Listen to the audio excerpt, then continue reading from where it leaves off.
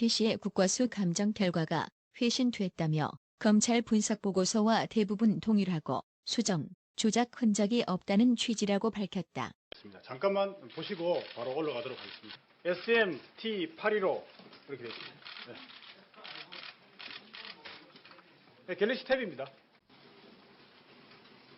개통자는 아마 개통자라든지 구체적인 돈을 이 태블릿 PC 사용 구입이라든지 이런 부분에 대해서는 저희들이 현 단계에서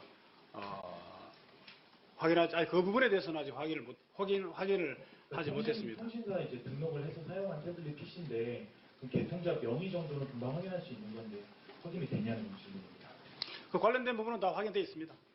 그 개통자가 누구로 되어 있습니까? 네, 개통자는 제가 보기에는 아까 말씀드린 대로 다른 것보다는 제가 말씀드린 대로 그 이메일 계정과 그 연락처 등록이 최소한으로 되어 있다는 거 말씀드립니다. PC에 지금 개통이 등록이 되어 있는 사람의 명의가 어떤 누구로 확인되어 있냐는 질문입니다. 네, 그거는 또 확인해서 말씀드리겠습니다. 아직 확인이 안 되신 거죠? 예, 확인해 보겠습니다. 지난해 10월 JTBC가 처음 입수해 보도한 이 태블릿 PC는 국정농단이 실제로 이루어졌다는 정황을 가시적으로 보여줘 이후 박근혜 전 대통령 탄핵과 특검 수사 등의 진행 과정에서 중요한 뇌관 역할을 했다는 평가를 받았다. 세 번째 원칙, 확인되지 않는 사실도 가치 있는 정보다. 이게 사실 기존의 원칙을 거스르는 원칙입니다. 왜냐하면 언론을 공부하시는 분들, 혹시 여기 계신 분들 있다면 첫 번째 원칙 중에 하나, 언론 윤리관이 제대로 박혀있는 언론인이라면 확인되지 않은 사실을 어떻게 씁니까? 어떻게 전파합니까? 근데 문제는 여러분들이 이야기하지 않아도 이미 확인되지 않은 정보들은 떠돌아다니고 있어요. 얘기하고 있지만 그 가운데서 살아남는 방법은 매우 자극적이 되는 것이었습니다. 충격, 알고 보니, 결국 이거 빼면 기사가 안 되지 않습니까? 그죠? 그것이 저널리즘이냐? 아니라고 생각을 했습니다. JTBC 뉴스가 추구하고 있는 것 중에 매우 중요한 것 중에 하나는 품이다. 10월 18일이었습니다. 그러니까 첫 보도를 하기 엿새 전이었습니다. 예. 서울 신사동의 더 블루케이 사무실이었는데요. 당시 건물 관리인은 다른 언론사에서 찾아온 기자가 한 명도 없었다고 밝혔습니다. 저희는 건물 관리인의 허가를 받고 이 빈 사무실에 들어갔습니다. 지금은 단종된 갤럭시 탭 이 초기 모델인데요. 예. 하도 오래 쓰지 않아서 전원이 꺼진 상태였고 당시 현장에는 충전기도 없었습니다. 또 JTBC는 최순실의 사무실이라고만 했다. 네. 최순실이 쓰던 사무실에서 발견됐다라고만 썼다. 그래서 어떤 게 진실이냐 이런 또 논란도 있기도 했어요. 네, 저는 사실을 압니다만은 예. 네, 다른 언론 매체에서 일어난 일이기 때문에 제가 말하는 건 A에 어긋나는 것 같고요. 네. 제가 알고 있는 바로는 네. 하여튼 국내에서 받은 거고 주운 게 아니고 받은 거다. 네. 그것만은 제가 장담할 수 있습니다. 만났을 때는 언제입니까?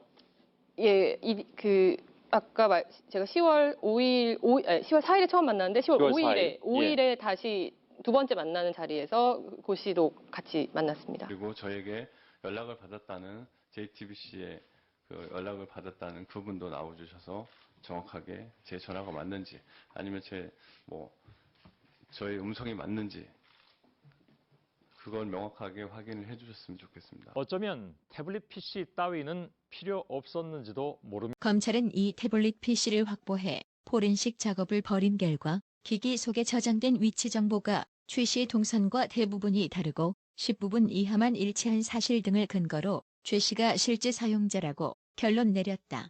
작업 시간이 1시간 15분이에요. 이 700쪽짜리 보고서가 나오는데 1시간 15분 만에 다 나온 거예요. 맞겠죠? 예? 그 보고서에 그렇게 돼 있어요. 네? 그거를 왜 법정에 제출을 안 했죠? 기껏 다 분석해놓고 이번에 이제 드디어 분석 보고서를 거의 1년 만에 1시간 15분 만에 분석한 그 결과를 이제 우리가 볼 수가 있는데 그 드레스된 연설문이라는 거 알죠? 네. 예? 알고 있습니다. 그거를 최순실 씨가 열어서 거기서 수정한 겁니까? 그 태블릿으로? 대답해 보세요. 간단하게 예 아니다. 예면 예 아니면 아니다. 예? 제가 이 보고서를 직접 읽어보지 못해서 아니 드레스덴 연설문을 그 태블릿으로 가지고 다니면서 수정해서 보냈다. 맞습니까? 틀립니까? 저는 그렇게 보고를 받았습니다. 그렇게 보고를 받았어요? 네. 야, 참 그래서 그때 그 모든 언론에 최순실이 제일 좋아하는 일이 연설문 고치는 일이다. 그런데 이 포렌식 보고서에 의하면 저희 보세요. 딱 그 문서인데 열린 날짜가 2016년 10월 18일 08시 16분입니다. 이미 JTBC가 입수했다는 그날 처음 열렸어요. 그렇게 온 세상을 난리를 친 드레스덴 연설문이 한 번도 열려본 적도 없다가 언론사가 입수한 다음 날 처음 열린 것으로 그게 제가 얘기한 게 아니라 이 포렌식 보고서에 나와 있다 이런 얘기입니다. 자, 이번 태블릿에서 문서가 저렇게 많이 나왔어요. 272개. 그 중에 JTBC와 검찰이 만든 문서가 54%예요. 예? 거기 잔뜩 문서가 있는데, 예? 저 많은 문서가 148개 문서가 2016년 10월 22일부터 3, 4일 동안에 다 만들어져요. 폴더가 SD 카드 다운로드 폴더입니다. 이거를 보시는 분들. 이게 뭘 말하는 거냐? SD 카드에서 다운로드를 받았다는 거예요. 예? SD 카드가 뭐예요? 외부의 메모리 카드입니다. 파랗거나 혹은 까만 자그마한 메모리 카드를 넣어서 태블릿에 꽂아서 다운로드를 받은 거예요. 그 위에도 SD 카드가 나오지만 안드로이드 폴더지 다운로드 폴더는 아니에요. 이게 그냥 우리가 뭐 괜히 그냥 갖다가 뭐 막무가내식으로 이렇게 하는 게 아니에요. 포렌식 보고서가 나왔기 때문에 누구나 읽어볼 수 있는 겁니다. 우리도 그 보고서 700페이지 되는 거 밤을 새워가면서 보고 얘기하는 겁니다. 그러나 최 씨 측은 해당 태블릿 PC를 사용한 적이 없고 한때 자기 측근이던 고영태 씨 등이 자신을 함정에 빠뜨리기 위해 조작한 것이라며 재판 내내 태블릿 PC를 감정해야 한다고 주장했지만 1년이 넘도록 검찰과 법원이 아무런 조치를 하고 있지 않았었다. 탄핵 과정에서 공정방송을 했다고 보십니까?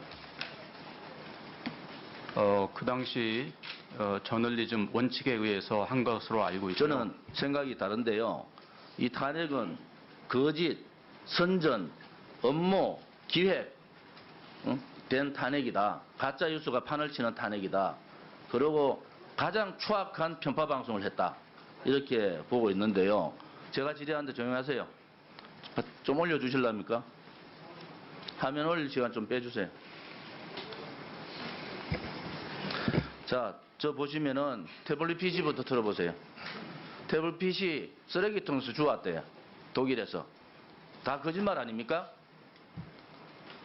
저것이 쓰레기통에 주웠는지 절도했는지 이걸 밝혀야 된다는 거죠. 오늘 너무나 충격적인 이야기를 하는 겁니다. 검사가 일어나더니 저 재판장님 태블릿 PC가 사실은 그 속에 검사해 보니까 자료가 아무것도 없습니다. 네. 그래서 제출을 할 수 없습니다. 세상에 이런 말이 어디 있습니까, 여러분? 에? 태블릿으로 시작해서 대통령을 탄핵시켜놓고 여태까지 떠들면서도 대한민국의 검찰이 그거 태블릿이라는 거는 1분 30초면 그거 누구 소유고 누구가 어떻게 되는지 다 아는 거 아닙니까? 결국 최 씨 등의 재판을 맡은 서울중앙지법 형사합의 22부 김세윤 부장판사는 최 씨 측의 신청을 받아들여 이달 초순 제3의 기관인 국과수에 태블릿 PC의 감정을 의뢰했다. 국과수는 최 씨가 실제 사용자라는 검찰 분석 보고서가 틀리지 않았다는 취지의 감정 결과를 내놓았다고 발표를 하였으나 맞다는 표현도 아닌 해석으로 비춰질 수 있다. 검찰과 법원과 다른 판단을 국과수에서 할 수 있을지 의문이었으나 역시 예상은 빗나가지 않고 국과수까지 권력의 하수인의 역할을 충실히 하는 기관으로 전락하는 순간이었다. 검찰 관계자는 검찰 측 증거 자료로 감정 결과를 관련 재판 등에 제출할 예정이라고 밝혔으나 기존의 포렌식 보고서가 있고 검찰 측이 제출한 자료로 평가한 만큼 또 다른 다툼의 여지가 충분하다. 일부 언론과 정치권 일각에서도 조작설을 주장하는 목소리가 나와 논란이 커지기도 했으나 검찰은 포렌식 보고서를 갖고 있음에도 탄핵 사건이 커질 때에도 사실을 숨기고 모른 채 하다가 결국 탄핵 사태를 가져오고 난 뒤에 슬그머니 내어놓는 작태를 보였다.